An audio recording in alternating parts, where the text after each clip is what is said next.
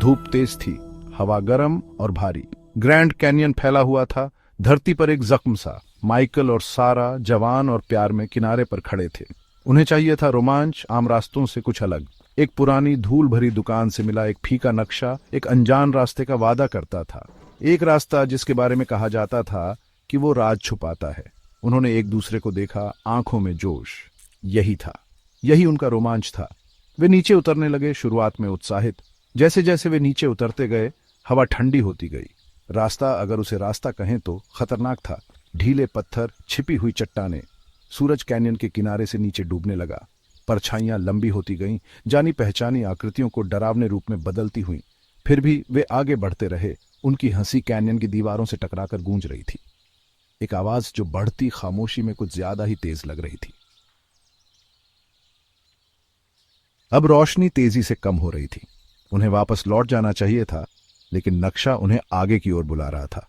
रास्ता एक संकरी जगह की ओर ले गया, जहां चट्टानी दीवारें दोनों तरफ से घेर रही थीं। उस जगह से एक ठंडी हवा चली, जिसमें एक फुसफुसाहट सी थी। क्या ये कोई आवाज थी? सारा ने माइकल का हाथ जोर से पकड़ लिया। उसे यकीन नहीं हो रहा था। उसने खुद से कहा कि यह बस हवा है, लेकिन उसकी रीढ़ में एक सिहरन दौड़ गई। रास्ता एक छोटे से कैनियन में खुलता था, जो ऊपर की दुनिया से छिपा हुआ था। बेचैनी की एक भावना उन पर छा गई। ये सब कुछ गलत लग रहा था। हवा भारी, दबाव वाली थी। ऐसा लग रहा था जैसे कोई उन्हें देख रहा है, उनका पीछा कर रहा है। वे आगे बढ़े। उनका शुरुआती उत्साह एक बढ़ते डर में बदल गया। कैनियन का तल बड़े बड़े पत्थरों से भरा था, कुछ तो घरों जितने बड़े। और वहां एक चिकने पत्थर पर अजीब निशान थे, प्राचीन चित्र, फीके पर साफ दिखाई देने वाले। इनमें आग के चारों ओर नाचते हुए लोग, चमकती आंखों वाले अजीब जीव और एक सर्पिल आकार दिखाया गया था, जो उनकी निगाहों को अपनी ओर खींच रहा था। ऐसा लग रहा था जैसे वे किसी और समय में पहुंच गए हों, भूले हुए रीति रिवाजों और प्राचीन शक्तियों के समय में। चित्र उन्हें अपनी ओर बुला रहे थे, पास आने का इशारा कर रहे थे। खास तौर पर सर्पिल में एक अजीब सी खिंचाव थी। जैसे ही उन्होंने पास से देखा, उन्होंने पाया कि यह सिर्फ एक नक्काशी नहीं थी, ये एक रास्ता था, एक सुरंग जो धरती में नीचे की ओर जाती थी। सारा को चक्कर आने लगे।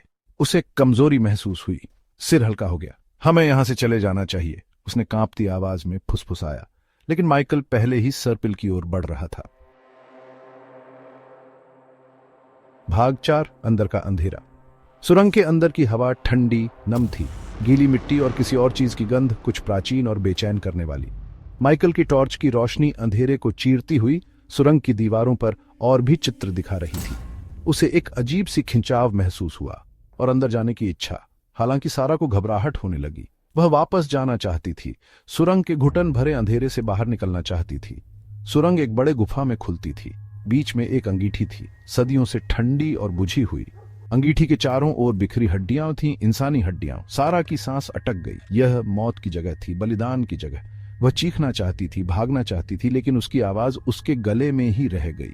और फिर उसने उसे देखा। एक आकृति परछाइयों में छुपी हुई रोशनी के किनारे पर खड़ी थी। वह मुड़ा और एक पल के लिए उनकी नजरें मिली।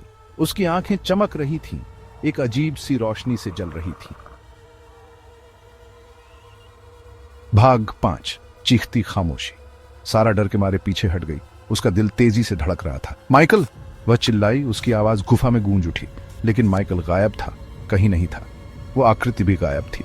वह अकेली थी, अंधेरे और मरे हुओं की खामोश निगाहों से घिरी हुई। वह भागी, उसका डर उसे तेजी दे रहा था। सुरंग से वापस पत्थरों पर चढ़ती हुई उसका बस एक ही विचार था, इस गुफा के बुरे सपने से बच निकलना। वह कैनियन की कमजोर रोशनी में बाहर निकली, हांफती हुई, उसके कपड़े फटे हुए, शरीर पर चोटें, लेकिन वह जिंदा थी। उसने माइकल को ढूंढा। उसकी आवाजें बिना जवाब के गूंजती रहीं। वह चला गया था। तलाशी दलों को उसका कोई पता नहीं चला। वे बोले कैनियन में खो गया, लेकिन सारा को सच पता था।